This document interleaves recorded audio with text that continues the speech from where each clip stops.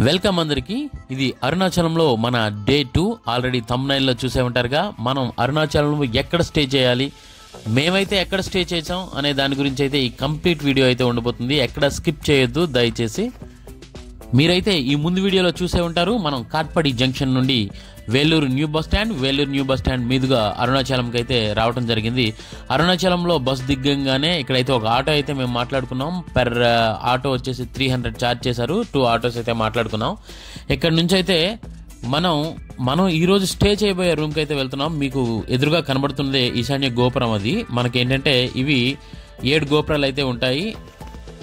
ఇలాంటిదే మెయిన్ రాజగోపురం అయితే ఉంటుంది। అక్కడి నుంచి అయితే మనం గిరి ప్రదక్షిణ అయితే చేయాల్సి ఉంటుంది। ఇది మెయిన్ రాజగోపురం అయితే కాదు। ఇక్కడ మాక్సిమం పార్కింగ్ లో ఉన్న వెహికల్స్ అన్ని కూడా మాక్సిమం కర్ణాటక, ఆంధ్ర నుంచి ఇచ్చిన వెహికల్స్ చాలా ఎక్కువగా అయితే కనిపించాయి।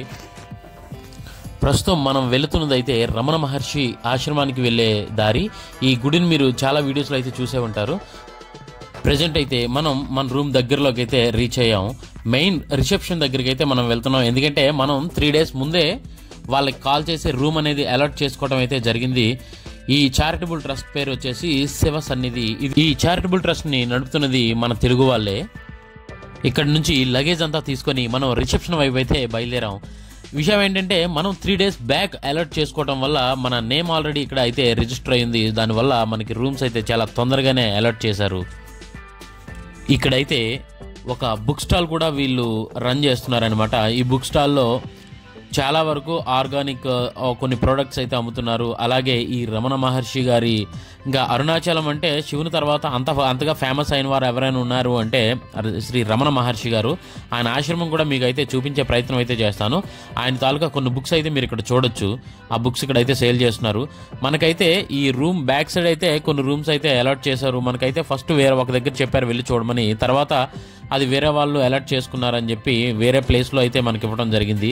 అది యాక్చువల్గా ఏంటంటే వీళ్ళు కొన్ని ఈ హాస్టల్స్ టైప్ కొన్ని అపార్ట్మెంట్స్ని తీసుకొని వీళ్ళ చారిటబుల్ ట్రస్ట్ని అయితే రన్ చేస్తున్నారు। మనకైతే పెర్ హెడ్ వచ్చేసి 500 రూపీస్ అయితే ఛార్జ్ చేయడం జరిగింది, ఇన్క్లూడింగ్ 3 పూట్ల భోజనంతో కలిపి, అంటే లాడ్జింగ్ అండ్ బోర్డింగ్ కలిపి పెర్ హెడ్ మనకైతే ఏసీ రూమ్ అయితే ఇవ్వడం జరిగింది। 6 మెంబర్స్ అయితే మేము వెళ్ళాం। మాతో పాటు ఇంకొక ఫ్యామిలీ కూడా వచ్చారు, వాళ్ళు కూడా 6 మెంబర్సే కలిపి 6 మెంబర్స్కి 3000 అయితే ఛార్జ్ చేశారు। రూమ్స్ అయితే చాలా బాగున్నాయి అనమాట। కాకపోతే ఈ ఆఫీస్ నుంచి ఒక 250 మీటర్స్ దూరంలో అయితే మాకు రూమ్స్ అయితే ఇవ్వడం జరిగింది। ఫస్ట్ అయితే ఎక్కడే అని చెప్పారు, లేదంటే డైరెక్ట్గా మేము ఆటో అక్కడికే తీసుకుని వెళ్ళే వాళ్ళం। ఈ ఆటోని పంపించడం వల్ల మాకు ఈ బ్యాగ్స్ తీసుకుని వెళ్ళేటప్పటికైతే చాలా కొద్దిగా అయితే ఇబ్బంది అయింది। మీకు ఈ కనబడుతున్న బిల్డింగ్ ఏదైతే ఉందో ఇది మొత్తం కలిపి వాళ్ళు శివశ్ అనేది వాళ్ళే రన్ చేస్తున్నారనమాట। ఇందులో మాకు 3rd ఫ్లోర్లో పెంట్ హౌస్లో మాకు రూమ్స్ అయితే ఇవ్వడం జరిగింది। రూమ్స్ అయితే చాలా బాగున్నాయి। ఈ రూమ్స్ బయట నుండి అయితే మనకి కంప్లీట్ ఈ గిరి ప్రదక్షిణ తాలూకా వ్యూ, మనకి ఏదైతే అరుణాచలం కొండ అయితే ఉందో ఈ కొండ తాలూకా వ్యూ అనేది చాలా బాగా అనిపించింది। యాక్చువల్గా మేము ముందు రోజు రూమ్ అయితే మధ్యాహ్నం తీసుకున్నాం 3 o'clockకి। మరుసటి రోజు మార్నింగ్ చూసేటప్పటికి రూమ్ దగ్గరికి అయితే ఒక 3-4 నెమళ్ళు అయితే వచ్చాయన్నమాట। మాకైతే చాలా హ్యాపీగా అనిపించింది। ఈ శివసన్నిధి చారిటబుల్ ట్రస్ట్ గురించి కంప్లీట్ డీటెయిల్స్ అయితే మీకు డిస్క్రిప్షన్లో అయితే ఇవ్వడం జరిగింది।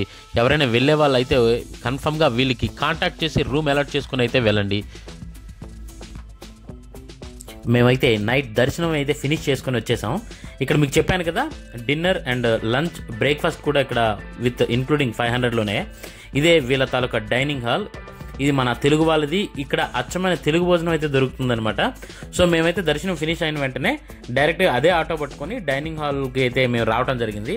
ఇక్కడ భోజనం చేసేసి ఇక్కడ నుంచి అయితే రూమ్కి వెళ్దామని చెప్పేసి। సో ఇక్కడ మీకు చూపిస్తాను ఏ కైండ్ ఆఫ్ భోజనం అయితే ఇక్కడ పెడతారు అనేది। పక్కాగా మన ఆంధ్ర భోజనం అయితే పక్కాగా దొరుకుతుంది। ఇక్కడ వడ్డించే వాళ్ళందరూ కూడా మన అచ్చమైన తెలుగు వాళ్ళు మాత్రమే, వీళ్ళందరూ కూడా। సో చాలా బాగుంటుంది తెలుగు వాళ్ళకి ఇదైతే మాత్రం। దయచేసి ఎప్పుడైనా అరుణాచలం వెళ్ళినా సరే ఈ కాంటాక్ట్ డీటెయిల్స్ అయితే నేను కింద ఇవ్వడం అయితే జరుగుతుంది, ఒకసారి కాంటాక్ట్ చేసి రూమ్ అయితే అలాట్ చేసుకొని వెళ్ళండి। చాలా బాగుంటుంది అనమాట వీళ్ళ దగ్గర రూమ్స్ కానీ అకామిడేషన్ కానీ అంతా కూడా చాలా నీట్గా ఉంటుంది। సో ఈ వీడియో నచ్చినట్టయితే మీరు లైక్ చేయండి, షేర్ చేయండి, మన ఛానల్ని సబ్స్క్రైబ్ అయితే